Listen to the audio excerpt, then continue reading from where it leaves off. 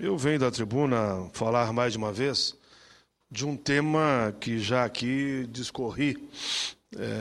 Um tema que está sendo alvo de debate e de forma propositiva e positiva no Brasil, eu diria, e no mundo, que é a taxação sobre as grandes fortunas.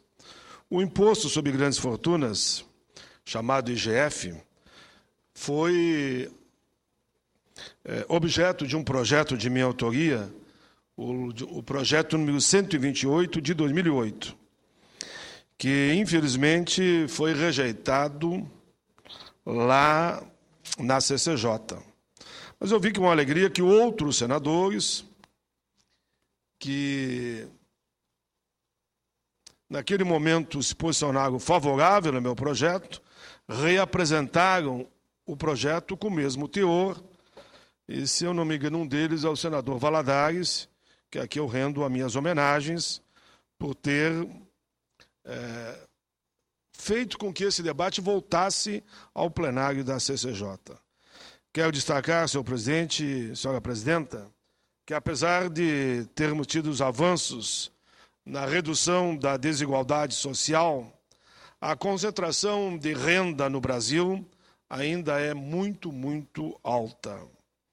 Infelizmente, figuramos entre os que apresentam os níveis mais altos ainda de desigualdade. Em nosso país, os mais pobres são os mais penalizados pela própria carga tributária, ou seja, para os 10% mais pobres da população, a carga de impostos, segundo institutos, atingem cerca de 30% da renda. E para os 10% mais ricos, a carga tributária representa 12%. Mesmo considerando que os pobres, em tese não pagam imposto, mas pagam, eles sofrem com os chamados tributos indiretos, como podíamos lembrar aqui da própria alimentação. Não dá para fechar os olhos para o óbvio. A injustiça do sistema tributário é uma das responsáveis pela desigualdade social.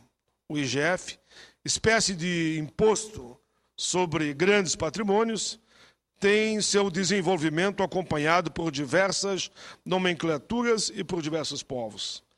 Na atualidade, ele é adotado em vários países. Na Alemanha, por exemplo, o tributo sobre o patrimônio atinge contribuintes que dispõem não apenas de bastante dinheiro, mas também do poder econômico e político. O Código Tributário alemão descreve os critérios e indica a lei de avaliação para a base de cálculo do lançamento. Na França, o imposto é intitulado de Robin Hood e atinge o patrimônio das pessoas físicas, tendo como fato gerador a posse de bens no dia 1º de janeiro. Na Suíça, a incidência se dá sobre o patrimônio das pessoas físicas e jurídicas com alíquotas até mesmo baixa. A Áustria, o imposto é pago, na verdade, sobre a renda, tendo em vista que as alíquotas também são baixas, não superior a 1% na maioria deles, mas pagam. Enfim, inúmeros países adotam impostos semelhantes.